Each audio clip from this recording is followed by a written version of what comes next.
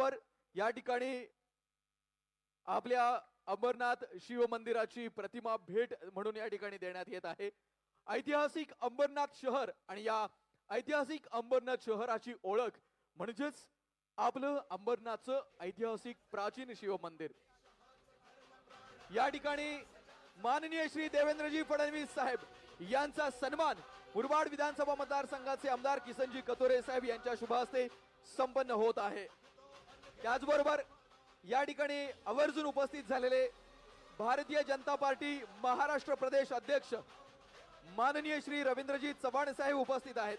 त्यांचा सन्मान विश्वजितजी करंजुळे पाटील यांनी करावं अशी मी त्यांना विनंती करतो।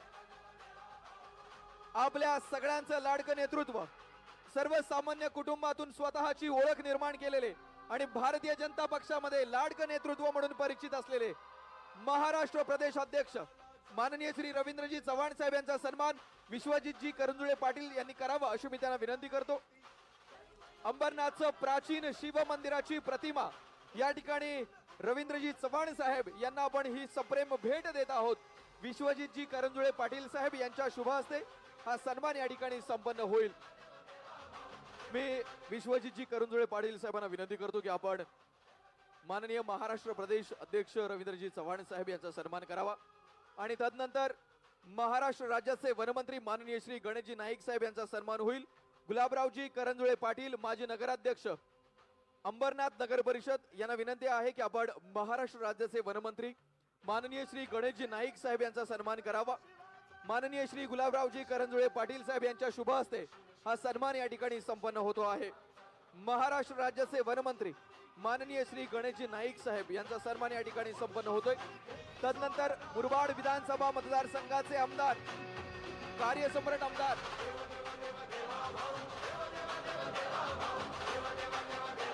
यांचा शब्दसुमनांनी सहर्ष स्वागत। विधान परिषद आमदार माननीय भारतीय जनता पार्टी महिला मोर्चा प्रदेशाध्यक्ष चित्राताई वाघ यांचा जय जय भवानी, जय जय जय जय जय शिवाजी। हिंदवी स्वराज्याचे सरसंस्थापक छत्रपती शिवरायांना मानाचा मुजरा करतो। भारतीय राज्यघटनेचे शिल्पकार भारतरत्न डॉक्टर बाबासाहेब आंबेडकर यांना मानवंदना अर्पित करतो। आजच्या या आपल्या प्रचार सभेमध्ये मंचावर उपस्थित असलेले भारतीय जनता पक्षाचे प्रदेश अध्यक्ष श्रीमान रवींद्र चव्हाणजी, आपल्या राज्याचे वनमंत्री सन्माननीय गणेश नाईकजी, सन्माननीय आमदार किसन कथोरेजी, कुमार ऐलानीजी, चित्राताई वाघ, सुलभाताई गायकवाड, माजी केंद्रीय राज्यमंत्री कपिल पाटीलजी, नरेंद्र पवारजी, नंदू परबजी, नाना सूर्यवंशी, गुलाबरावजी करंजुळे, शशिकांतजी कांबळे, संजयजी गायकवाड, गणेशजी कथोरे, रवींद्रजी घोडविंदे, राजेंद्रजी घोरपडे, रुचिताताई घोरपडे, शरदजी तेली, उत्तमजी भिसे, मिलिंदजी धारवाडकर, आपल्या अतिशय सुशिक्षित आणि विचारांची स्पष्टता ज्यांना आहे अशा आपल्या उमेदवार श्रीमती तेजश्री विश्वजित करंजुळे, आपले सर्व नगरसेवक पदाचे उमेदवार आणि उपस्थित सर्व माझ्या लाडक्या बहिणींनो आणि तितक्याच लाडक्या भावांनो, खरं म्हणजे आपली निवडणूक ही पुढे ढकलली गेली, त्याचा उमेदवारांना त्रास झाला असेल, पण मला मात्र फायदा झाला। कारण नगरपालिकेच्या निवडणुकीच्या निमित्ताने कमी दिवस होते, जास्त ठिकाणी जायचं होतं आणि अंबरनाथ आणि बदलापूर दोनपैकी एकाचाच नंबर लागू शकत होता, तर बदलापूरचा नंबर लागला। तिथली सभा माझी झाली, पण माझी मनापासून इच्छा होती की अंबरनाथला जाता आलं पाहिजे आणि अचानक निवडणूक पुढे ढकलली गेली आणि मला आपल्या सर्वांचं दर्शन घ्यायची संधी त्यामुळे लाभली आणि म्हणून मी आपल्या सर्वांना याच ठिकाणून नमस्कार करतो, आपल्या सर्वांचं दर्शन घेतो. खरं म्हणजे अंबरनाथ हे मुंबईचं प्रवेशद्वार देखील आहे. आपल्या मध्य रेल्वेची जीवन रेषा इथनं जाते आणि एकूणच एक अतिशय जुनं शहर म्हणून या शहराकडे पाहिलं जातं. विशेषतः भगवान भोलेनाथ, शिवशंकर शंभो यांचं जे शिवमंदिर आहे ती इथली खरी ओळख आहे आणि अतिशय प्राचीन अशा प्रकारच्या या शिवमंदिरामध्ये खरं म्हणजे या ठिकाणूनच मी त्या ठिकाणी माझा प्रणाम पोचवतो. आज मला अतिशय आनंद आहे की या निमित्ताने अंबरनाथला येण्याची संधी तर मिळालीच, पण त्यासोबत आपला भारतीय जनता पक्षाचा विकासाचा अजेंडा हा तुमच्यापर्यंत पोहोचवण्याची संधी देखील मला मिळाली. मी या निवडणुकीकडे तू महिने म्हणून पाहत नाही. मी या निवडणुकीमध्ये कोणावर टीका करण्याकरता देखील आलो नाही. व्यक्ती नाही, पक्ष नाही. मी एक सकारात्मक मत मागण्याकरता आलो. कारण तू मैमे त्यांना करावी लागते ज्यांच्याजवळ विकासाचा अजेंडा नसतो. तुम्हाला माहिती आहे भारतीय जनता पक्षाजवळ विकासाचा अजेंडा आहे, करून दाखवलेला आहे आणि करायचं खूप आहे. आणि म्हणून खऱ्या अर्थानं या ठिकाणी आपल्यामध्ये मी आलोय आणि मला या गोष्टीचा मनापासून आनंद आहे की अंबरनाथ मध्ये भारतीय जनता पक्षाने नगराध्यक्ष पदाकरता तेजश्री ताईंसारखी एक युवा आणि अतिशय सुशिक्षित अशा प्रकारची उमेदवार दिली आहे. त्या चार्टर्ड अकाउंटंट आहे, सगळा हिशोब ठेवतील आणि ज्यांचा हिशोब करायचा आहे त्यांचा हिशोब करतील देखील. आणि आता त्यांनीच सांगितलेलं आहे पारदर्शी प्रामाणिकतेतून काम करण्याची त्यांची जी मानसिकता आहे, न खाऊंगी न खाणे दूंगी अशा प्रकारच्या मानसिकतेतनं जर कोणी काम केलं तर त्या व्यक्तीला कधीच कोणी थांबवू शकत नाही आणि त्या शहरालाही विकासापासून कोणी कधी थांबवू शकत नाही. आणि म्हणून मला असं वाटतं की अत्यंत महत्त्वाचं अशा प्रकारचं ह्या निवडणुकीच्या माध्यमातून आपल्याला काम करायचं आहे. खरं म्हणजे बंधू भगिनींनो, आपल्याला याची कल्पना आहे की आपल्या देशामध्ये जवळजवळ 60-70 वर्ष मोठ्या प्रमाणात एक मानसिकता होती आणि ती मानसिकता अशी होती की भारत असेल, महाराष्ट्र असेल, हा छोट्या छोट्या गावांमध्ये राहतो. गावांचा विकास म्हणजे देशाचा विकास, गावाचा विकास म्हणजे राज्याचा विकास. यात काही चुकीचं नव्हतं, पण त्याच वेळी राज्यकर्त्यांना सातत्याने हा विसर पडला की महाराष्ट्रामध्ये शहरं देखील आहे. शहरांमध्ये लोक राहतात, शहरांमधल्या लोकांच्याही काही गरजा आहेत. अन्न, वस्त्र, निवारा, शिक्षण, आरोग्य, रोजगार, पिण्याचं पाणी, घनकचऱ्याचं व्यवस्थापन, या सगळ्या ज्या गरजा आहेत या गरजांचं नियोजन करणं ही राज्य सरकारची जबाबदारी आहे. याचा विचारच झाला नाही. परिणाम काय झाला बघा, मोठ्या प्रमाणात गेल्या 70-80 वर्षामध्ये शहरीकरण झालं. अंबरनाथ सारखं शहर जे छोटं शहर होतं, आज जरी नगरपालिका असली तरी आता महानगरपालिका एवढं मोठं हे शहर व्हायला लागलेलं आहे. अशा पद्धतीने मोठ्या प्रमाणात लोकसंख्या वाढत गेली. लोकसंख्या वाढल्यामुळे प्रश्न निर्माण झाले, कारण इतके लोक जर शहरात राहायला लागले तर पिण्याच्या पाण्याची आवश्यकता पडते. मग पाण्याची टंचाई निर्माण झाली. लोक राहायला आले तर घनकचरा मोठ्या प्रमाणात जमा व्हायला लागला. मग शहरांमध्ये आपण पाहतो अनेक ठिकाणी कचऱ्याचे ढीग दिसायला लागले. कचऱ्यावर कुठलाही त्या ठिकाणी प्रक्रिया होत नसल्यामुळे सगळीकडे वास, कचऱ्याचे ढीग, त्याच्यावर मच्छर, डास, अशा पद्धतीची परिस्थिती पाहायला मिळाली.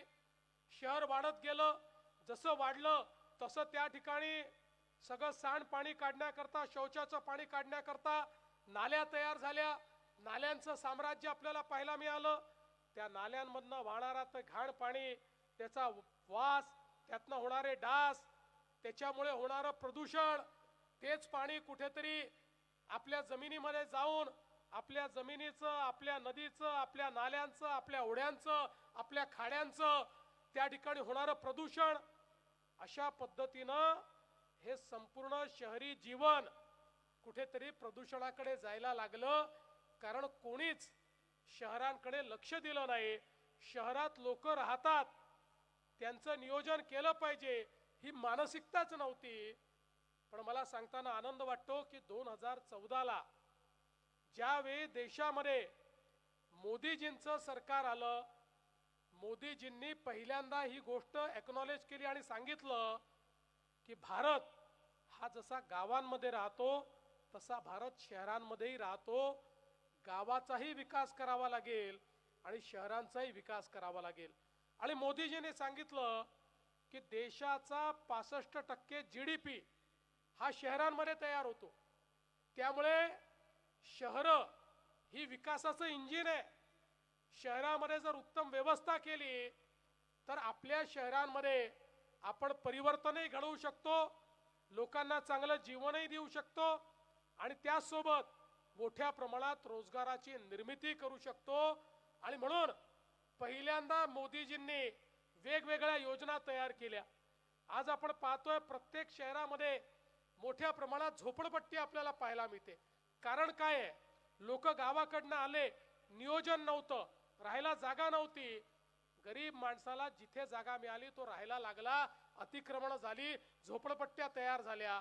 आणि म्हणून मोदीजींनी या प्रत्येक गोष्टीचा विचार केला आणि पहिल्यांदा शहरांकरता स्मार्ट सिटीची योजना, अमृत शहरांची योजना, प्रधानमंत्री आवास योजना शहरी, त्यानंतर स्वच्छ भारत योजना शहरी, अशा वेगवेगळ्या योजना तयार करून हजारो कोटी रुपये हे शहरांना पहिल्यांदा देणं सुरू केलं. भारत सरकारने शहरांकरता केलेलं हे 7 दशकातलं पहिलं सगळ्यात मोठं नियोजन होतं आणि त्यामुळे हळूहळू शहरं देखील बदलायला लागली.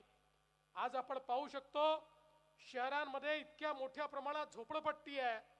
आज प्रधानमंत्री आवास योजनेच्या अंतर्गत मोदीजींनी सांगितलं ज्यांचं कच्चं घर आहे त्यांना पक्क घर द्या. पण अनेक ठिकाणी शहरांमध्ये घर देण्याकरता त्या ठिकाणी अतिक्रमण आहेत, त्यामुळे घर देता येत नव्हतं. आणि म्हणून महाराष्ट्राच्या सरकारमध्ये आपण निर्णय केला की वेगवेगळ्या ठिकाणी लोकांनी केलेली जी अतिक्रमणं आहेत ती आपण नियमित करू, त्यांना मालकी हक्काचा पट्टा देऊ आणि त्या ठिकाणी कच्चं घर असेल तर मोदीजींच्या योजनेतनं त्यांना पक्क घर देऊन त्यांना त्यांच्या स्वतःच्या पक्क्या घरामध्ये नेण्याचं काम हे आपल्या सरकारच्या माध्यमातून आपण करतोय. आणि म्हणून अंबरनाथ सारख्या शहरामध्ये देखील आमचे झोपडपट्टीत राहणारे जे लोक आहेत त्यांच्या जीवनामध्ये परिवर्तन आणण्याकरता त्यांच्या जमिनीची मालकी त्यांना देणं आणि त्याकरता पुढच्या काळामध्ये मोठ्या प्रमाणात कच्च्या घरांचं पक्क घरात रूपांतर कसं करता येईल आणि त्यासोबत जे गरीब आहेत, जे मध्यमवर्गीय आहेत, अशा मध्यमवर्गीयांकरता देखील मोठ्या प्रमाणात प्रधानमंत्री आवास योजनेच्या माध्यमातून फ्लॅट स्कीम तयार करून अफोर्डेबल हाऊसिंगच्या माध्यमातून त्यांनाही पक्क घर देता येईल अशा प्रकारची व्यवस्था आज आपल्या मोदीजींनी आपल्याला करून दिली. आज तुम्ही बघा मोठ्या प्रमाणात अमृतच्या योजनेमुळे पिण्याच्या पाण्याच्या योजना, भुयारी गटारच्या योजना, अशा शेकडो कोटी रुपयाच्या योजना आज शहरांकरता त्या ठिकाणी उपलब्ध झाल्या. शहरांचं चित्र बदलत आहे. आज आपण पाहू शकतो स्वच्छ भारतच्या अंतर्गत प्रत्येक शहराकरता तिथला घनकचरा उचलला गेला पाहिजे, त्या घनकचऱ्यावर प्रक्रिया झाली पाहिजे, त्यातनंही मत्ता तयार झाली पाहिजे, अशा प्रकारच्या योजना या आपण आणल्या. आता आपला कचरा आपली लायबिलिटी नाही, आपल्यावर बर्डन नाही. आता सर्क्युलर इकॉनॉमीचा जमाना आहे. आपले गडकरी साहेब नेहमी म्हणतात nothing is waste, everything is wealth. कचरा हा वेस्ट नाही. आता आपण वेगवेगळ्या नगरपालिका महानगरपालिकांमध्ये मोदीजींच्या योजनेतनं, राज्य सरकारच्या योजनेतनं 2014 नंतर आपलं सरकार आल्यानंतर मी देखील राज्याची योजना तयार केली आणि आपल्या शहरांमध्ये त्या ठिकाणी घनकचऱ्याला केवळ डंप करणं नाही तर घनकचऱ्यावर प्रक्रिया सुरू केली. आता अनेक नगरपालिका त्या घनकचऱ्यापासनं कोळशासारख्या पेलेट्स तयार करतायत, त्या ठिकाणी घनकचऱ्यापासनं खत तयार करतायत.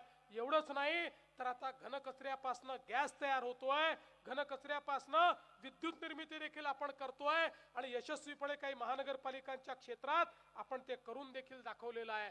म्हणजे काल परवापर्यंत जो घनकचरा आपल्याला बर्डन वाटत होतं, आता तो घनकचरा मत्तेमध्ये, मालमत्तेमध्ये, वेल्थमध्ये परिवर्तित करण्याचं काम आपण करतोय. आणि त्याकरता केंद्रातलं सरकार आणि राज्यातलं सरकार हे मोठ्या प्रमाणात या ठिकाणी आपल्याला निधी देत आहे.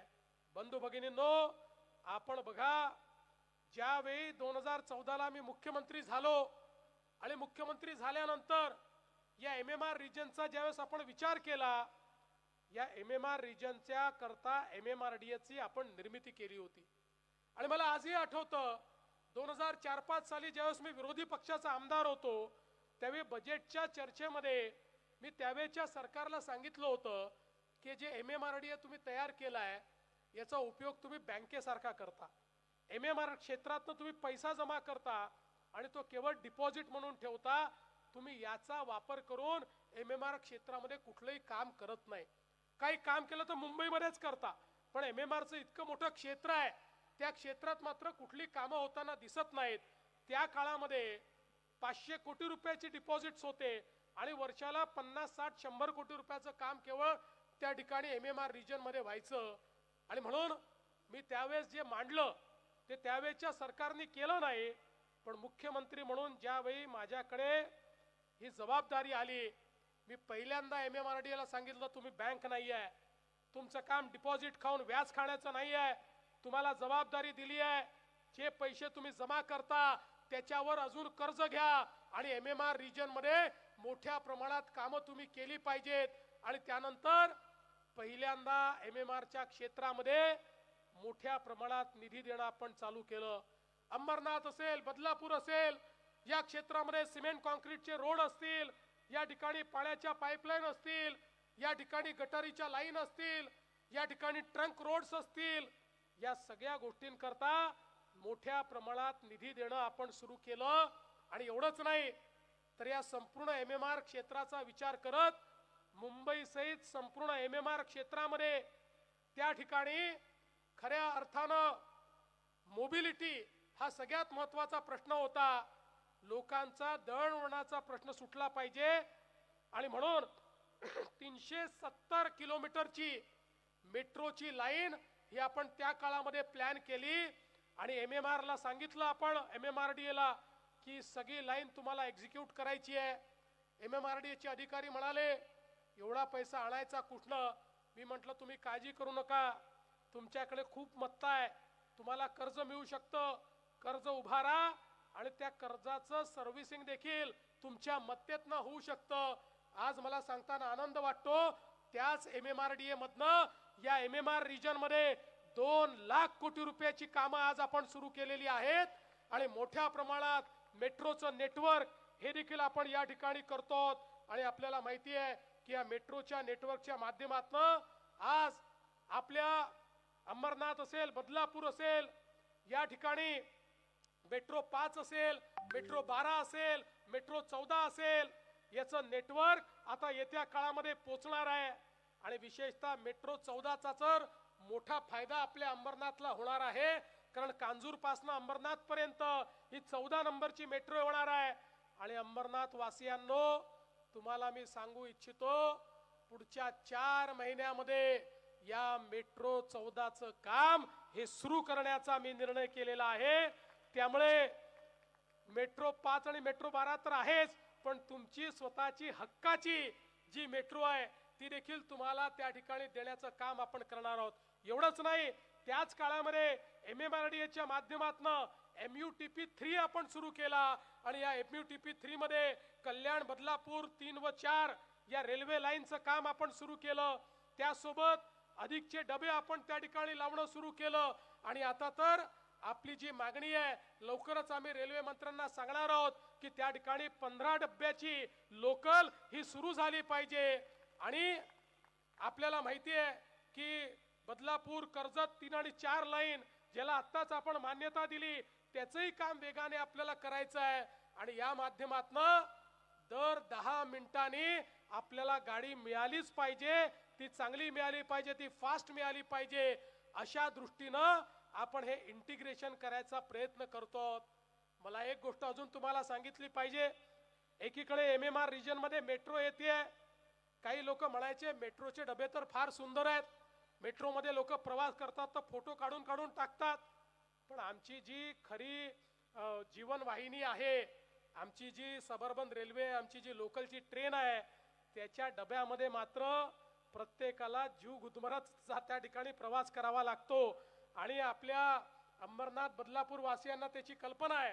तुम्हाला आता सराव झालेला आहे. आमच्यासारख्या माणसाची तर काय हालत होईल माहित नाही. अर्थात मी देखील पूर्वी लोकलनी प्रवास करायचो त्यामुळे मलाही थोडी पकडता येते. धावता उता त्यात कशी पकडायची थोडा सराव आहे, पण आता गेल्या काही वर्षात तो सराव सुटलेला आहे. पण आता मात्र तुम्हाला एक गोष्ट मी सांगू इच्छितो, आपल्या सरकारने नवीन निर्णय केला आणि आता टप्प्याटप्प्यानं पुढच्या 3 वर्षामध्ये आपल्या जेवढ्या सबअर्बन रेल्वेच्या म्हणजे लोकलचे जेवढे डब्बे आहेत हे सगळे डब्बे आता आपण AC डब्बे करणार आहोत. त्याचे दरवाजे बंद होणार आहेत आणि लोकल मध्ये मेट्रो सारखा डब्बा आपल्याला पाहायला मिळेल. आणि त्यासोबत हे सगळं केल्यानंतरही आपण सेकंड क्लासचा जो काही आजचा तिकिटाचा दर आहे AC मध्ये 1 रुपया देखील वाढवणार नाही. त्याची सुरुवात आपण केली आहे. आता 238 रेक्स म्हणजे ट्रेन याचा आपण ऑर्डर प्लेस करतो आहोत. टप्प्याटप्प्याने ती आल्यानंतर तुम्हाला आज जे काही लटकून जावं लागतं, घामाघूम होऊन जावं लागतं, त्या ठिकाणी अनेक अडचणींचा सामना करावा लागतो, यातनं तुम्हाला पूर्णपणे मुक्ती देण्याचं काम हे आपण या माध्यमातून करणार आहोत. आणि म्हणून मला हे सांगताना आनंद वाटतो की आपलं विजन हे छोटं नाही आहे. आणि दुसरं असं आहे की ज्यावेळी 2014 साली हे विजन मी सांगायचो लोक मला मूर्खात काढायचे. असं मेट्रो होऊ शकतं का, अशा प्रकारे रेल्वेचं काम होऊ शकतं का, MUTPचं काम होऊ शकतं का. पण त्याही वेळी मी सांगायचो मी जे सांगतो ते निश्चित करतो. देवा भाऊ जो बोलता है वो करता है और जो नहीं बोलता वो डेफिनेटली करता है. त्यामुळे या ठिकाणी जेव्हा अटल सेतूचं मी सांगितलं मला आजही आठवतं की सभागृहात माझी खिल्ली उडवणारे लोक होते. त्यांना सांगितलं त्याच अटल सेतूवर माझ्या गाडीत बसवून तुम्हाला नेन. आज तेच लोक म्हणतात तुम्ही सांगितलं आणि करून दाखवलं. आणि आज अटल सेतूमुळे आपल्याला माहिती आहे आता बदलापूरचा आपला बोगदा झाल्याबरोबर आपण लोक 15 मिनिटात अटल सेतूला पोहोचू, तिथनं 25 मिनिटांमध्ये ईस्टर्न फ्रीवेवर पोहोचू आणि तिथनंही आम्ही आता एक बोगदा तयार करतोय, तिथनं 15 मिनिटात आपण मरीन ड्राईव्हला पोहोचू. अशा पद्धतीनं हे काम आपण या ठिकाणी करतोय.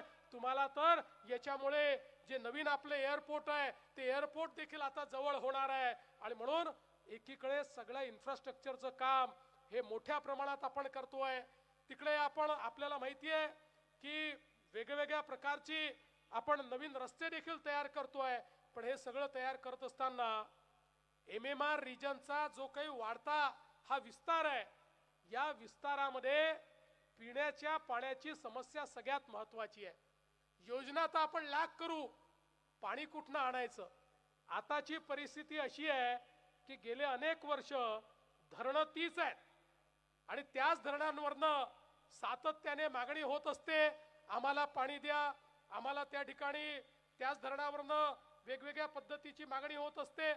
मग आपल्या नगरपालिका आणि महानगरपालिका भांडण करत असतात, आमचा कोटा वाढवा, आमचा कोटा वाढवा. या संदर्भात कोणी फारसं लक्ष दिलं नाही. पण मला सांगताना आनंद वाटतो की यावेळी मी जसा मुख्यमंत्री झालो कारण माझ्याकडे मध्यंतरीच्या काळामध्ये आपल्याला माहिती आहे की इरिगेशन विभाग होता. या इरिगेशन विभागामध्ये शिलार आणि पोशीर हे दोन धरणं अशी आहेत की हे दोन धरणं पुढचे 40 वर्ष या संपूर्ण MMR रिजनचं त्या ठिकाणी भलं करू शकतात. MMR रिजनची 40 वर्षाची वाढती लोकसंख्या लक्षात घेऊन पिण्याचं पाणी हे त्या ठिकाणी पुरवण्याकरता ही दोन धरणं फार महत्वाची होती. मी त्या ठिकाणी इरिगेशन मिनिस्टर म्हणून या दोन धरणांच्या सगळ्या मान्यता केल्या आणि मुख्यमंत्री झाल्यानंतर त्या ठिकाणी MMRDA ला सांगितलं की आता ही दोन धरणं बांधायची आहेत. इरिगेशन विभागाचं म्हणणं होतं की हे पाणी तर तुम्ही शहराला देणार आहात, मग आम्हाला पैसा कोण देईल? MMRDA म्हणायची डॅम बांधणं हे तर इरिगेशन विभागाचं काम आहे, ते मी इरिगेशननी बांधावी. एक दिवस दोघांनाही समोर बसवलं, म्हटलं आणा फाईल. त्या फाईलवर लिहिलं काम इरिगेशन विभाग करेल, पैसे MMRDA देईल. MMRDA सांगितलं तुम्हाला किती पैसे पाहिजे त्याची व्यवस्था मी करून देईल. निर्णय केला आणि एवढंच नाही तर आता दोघांचंही टेंडर केलं, वर्क ऑर्डर दिला, काम सुरू केलं. पुढच्या 3 वर्षामध्ये ही दोन्ही धरणं आम्ही पूर्ण करू आणि त्यानंतर पुढचे 40 वर्ष या MMR क्षेत्रामध्ये पिण्याच्या पाण्याची कोणालाही त्रास होणार नाही. महानगरपालिका आणि नगरपालिकांमधलं पिण्याच्या पाण्याचं जे भांडण आहे, प्रत्येक ठिकाणी जी मागणी आहे आम्हाला वाढीव रिझर्वेशन द्या, तिची पण आवश्यकता पडणार नाही. इतक्या मोठ्या प्रमाणात पिण्याच्या पाण्याची व्यवस्था ही आपण या ठिकाणी करतो. आणि म्हणून बंधू भगिनींनो, आपण जो विचार करतो हा भविष्याचा विचार करणारे आपण लोक आहोत. आपण काही आज उद्याचा विचार करणारे लोक नाही आहोत. आपण केवळ निवडणुका आल्या की बाता मारायच्या हे करणारे लोक नाही आहोत. आज ज्या प्रकारे हे सगळं क्षेत्र बदलत आहे आणि हे जे काही सगळं आमचं MMRचं क्षेत्र आहे, हे क्षेत्र एक प्रकारे आपलं ग्रोथ इंजिन आहे. MMR क्षेत्राचा योग्य नियोजन करून आपल्याला या MMRच्या क्षेत्रामध्ये $1 ट्रिलियन इकॉनॉमी उभी करायची आहे. आणि म्हणून या सगळ्या क्षेत्राचा एकात्मिक विचार करून इथे योग्य प्रकारचा विकास झाला पाहिजे. या ठिकाणी मोठ्या प्रमाणात रोजगाराची निर्मिती झाली पाहिजे. इंडस्ट्री सोबत सर्व्हिसेसचं सेक्टर, हाय पेड जॉब्स हे कसे तयार होतील? आमच्या मुलांकरता जे आता शिक्षण घेत आहेत, शिक्षण घेतल्यानंतर त्यांच्या हाताला काम कसं देता येईल, या प्रत्येक गोष्टीचा विचार आपण या MMR क्षेत्रामध्ये केलेला आहे. आणि म्हणून बंधू भगिनींनो, मी तुम्हाला हे सांगण्याकरता आलोय की या निवडणुकीमध्ये केवळ नगरपालिका म्हणून विचार करू नका, तर आपल्याला हे जे बृहत काम करायचं आहे, आपल्याला एकेका शहराचा विकास करायचा आहे, हे MMR क्षेत्र एक व्हायब्रंट क्षेत्र म्हणून तयार करायचं आहे. आणि हे जर करायचं असेल तर या ठिकाणी खऱ्या अर्थानं आपल्या तेजश्री ताई ज्या अतिशय सुशिक्षित आहेत, यांच्यासारखा नगराध्यक्ष मला पाहिजे. माझी स्वप्न आहेत, तुमच्या करता आहेत. ती काही माझी स्वप्न नाही आहेत, तुमची स्वप्न आहेत. ती पूर्ण करण्याकरता मी मुख्यमंत्री आहे. पण त्याच वेळी इथेही जर तेजश्री ताईंसारखा एक असा उमेदवार की ज्याला स्वप्न कशी पाहायची कळतात, ती पूर्ण कशी करायची ही समजतात, तशा पद्धतीचं त्या ठिकाणी ट्रेनिंग आहे, अशा पद्धतीचा जर नगराध्यक्ष मिळाला तर निश्चितपणे एक मोठं परिवर्तन आपण करू शकतो. खऱ्या अर्थानं बंधू भगिनींनो, आपल्याला कल्पना आहे ज्यावेळी आपलं सरकार पुन्हा आलं त्यावेळी अनेक लोक म्हणायचे आता यांचं सरकार आलं, आता भाजपला 137 जागा मिळाल्या, आता यांना दिलेली आश्वासनं पूर्ण करण्याचं काही कारण नाही. आता हे भाजपवाले पहिलं काम करणार, लाडकी बहीण योजना बंद करणार. 1 वर्ष होऊन गेलं, लाडक्या बहिणींनो योजना बंद झाली नाही. आणि जोपर्यंत देवा भाऊ आहे, लाडकी बहीण योजना सुरूच राहील, ती बंद होणार नाही. पण तेजश्री ताई, तुम्हाला माझी विनंती आहे, ही जनता तुम्हाला निवडून देणार आहे, त्यामुळे माझ्या लाडक्या बहिणींना केवळ लाडकी बहीण ठेवू नका. माझ्या लाडक्या बहिणींना आता लखपती दीदी बनवा.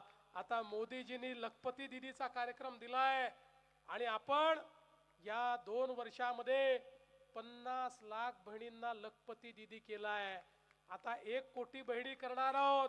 त्याच्यामध्ये माझ्या अंबरनाथच्या किती बहिणी असणार हे तुमच्यावर अवलंबून आहे. तुम्ही कार्यक्रम जर योग्य राबवला तर माझ्या अंबरनाथच्या बैडी या पहिल्या क्रमांकावर असतील आणि सगळ्यात जास्त माझ्या लखपती दीदी या माझ्या अंबरनाथ मध्ये असतील, ही जबाबदारी मी तुमच्यावर देतोय. आणि म्हणून बंधू भगिनींनो, माझी तुम्हाला एवढीच विनंती आहे, पारदर्शी कारभार आणायचा आहे. या ठिकाणी कुठल्याही प्रकारची गुंडागर्दी नाही, कुठल्याही प्रकारचा अतिरेक नाही, तर एक प्रकारे पारदर्शीपणे काम करणारी अशा प्रकारची नगरपालिका ही आपल्याला तयार करायची आहे. आणि म्हणून मी तुम्हाला विनंती करण्याकरता आलो आहे की आपल्याला 20 तारखेला फार विचार करायचा नाही आहे. 20 तारखेला कमळाचं बटन आपल्याला दाबायचं आहे. आणि केवळ नगराध्यक्ष पदाकरता नाही, तर नगरसेवक देखील आपले जे आहेत, नाहीतर नगराध्यक्ष निवडून आणायला नगरसेवक दिले नाही तर ताईला लोक कामच करू देणार नाहीत. त्यामुळे नगराध्यक्ष आणि नगरसेवक असे सगळे आपले निवडून आणायचे आहेत. तुम्ही बाकी काही काळजी करू नका. मी तुम्हाला एवढंच सांगतो, येत्या 20 तारखेला दिवसभर कमळाची काळजी तुम्ही करा, त्यानंतर 5 वर्ष तुमची काळजी हा देवाभाऊ करेल, एवढंच या ठिकाणी सांगतो आणि माझं बोलणं संपवतो. धन्यवाद.